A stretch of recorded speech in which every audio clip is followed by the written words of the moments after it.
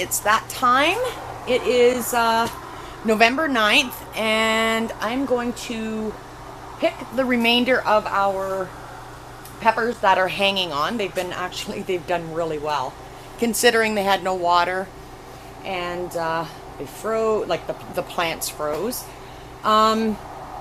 This is the part of gardening that we all don't like. But I'm going to finish harvesting, and then I'm going to show you how we pull everything.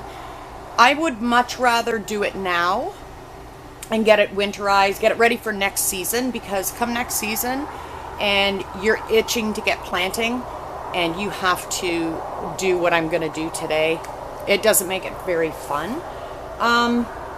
Tonight they're calling for 20 centimeters of snow, and it's the temperatures are dropping to minus 13 degrees Celsius. So winter in Canada comes bam. Right now it's a balmy minus 1 degree Celsius, so it's a good day to do this. I could have done it the other day when the sun was shining, but then it would have been super hot, because you do get pretty warm when you're pulling plants and plastic mulch and the drip irrigation, which I'm going to show you as soon as I get these peppers harvested. So let's see what we get. I'm only going to pick the nice firm ones, of course, and let's just see what we get out of it. I mean, whatever's sellable is a bonus, so we'll get to it. And there we go. I got 3 heaping bushels of peppers, and these are still like, there's nothing wrong with them. They're absolutely gorgeous. Any with even the slightest soft spot, I got rid of. I just tossed because it's just going to continue rotting, and it'll rot whatever else is in the bushel. So I'm going to put these up into our cooler in the garage, and that'll keep them from freezing. And yeah, they're good to go for tomorrow's market. So now I'm going to bring you over to the front, and I've had so many questions on how we do this getting ready for winter. I will bring you over and show you that right now. I'll do it in the front greenhouse, because I've already started on one of these beds. So let me just get you set up, and I will show you what I'm doing.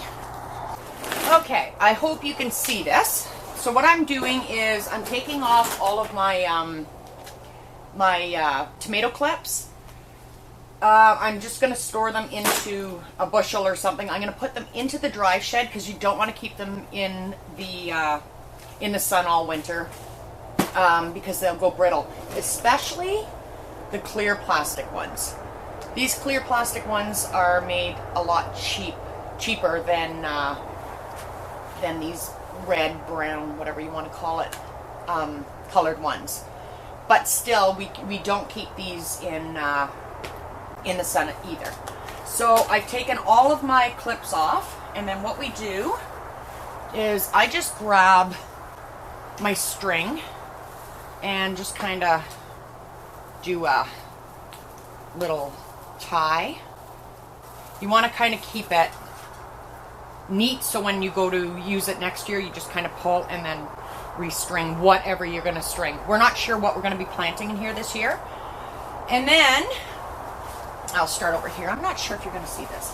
I just pull up my peppers like that, and the plastic is going to come with it. Don't wear good clothes. I see all these gardening videos where they're like dressed super nice to do this kind of stuff. No, does not work. So, oh, that one broke off. And then you see our drip tape underneath. And then I'm just going to kind of go halfway here just to give you an idea. Then I'm going to pull, I just make a pile with my peppers, and then I bring them out into the compost afterwards.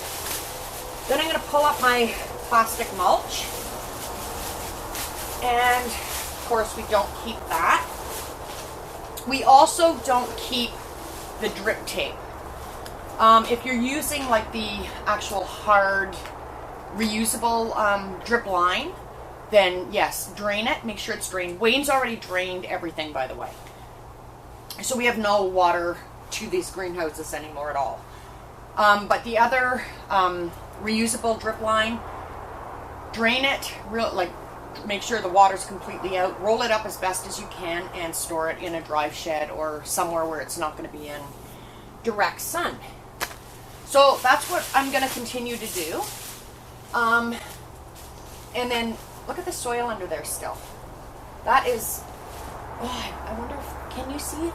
That's still beautiful soil. But next year, or next season, I'll take the tiller and till it up, and then I'll add my fish meal and my alfalfa, feed it all, tomato veg, feed it all the nutrients it needs with the manure, all that kind of good stuff, and we'll be ready to go to lay more drip line and plastic mulch. Now if you want to see how that is done, I do have a video on where Haley and I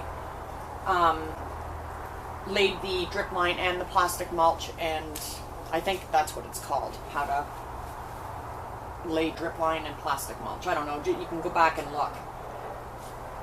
So that's it. Now what I'm going to do is I'll bring you over and I'll show you how I disconnect it from the header. Alright, so disconnecting it from the header is the same as what you put the header on. So I'm just going to take this and, oops, and unscrew it and pull that plastic piece off. And that's it. So this is going to stay. Like I said, all this has been drained, so we're not going to have busted pipes or anything like that. And I'm just going to continue on. So there we go. I have one bed done, and I mean, it takes no time at all. But look what I found. Look at that snake skin. In number 4, in the other greenhouse beside, there are so many under the beds. But anyhow, that's it. I'm just going to continue on and get all these beds done. And that's it. So all the strings stay where they were. These ones were just tied. But any with the tomahawks or string hangers, we leave, and we will either add more if we need more next year for whatever we're planting in here, or we will take away if we have to. So that's it. It's actually quite beautiful out here. I think I'm just going to putter around for the day and get this greenhouse cleaned up and ready for next season. Thanks everyone for watching. I hope this answered some of your questions, and if not, ask away in the comments below. But other than that, have a great day. Bye.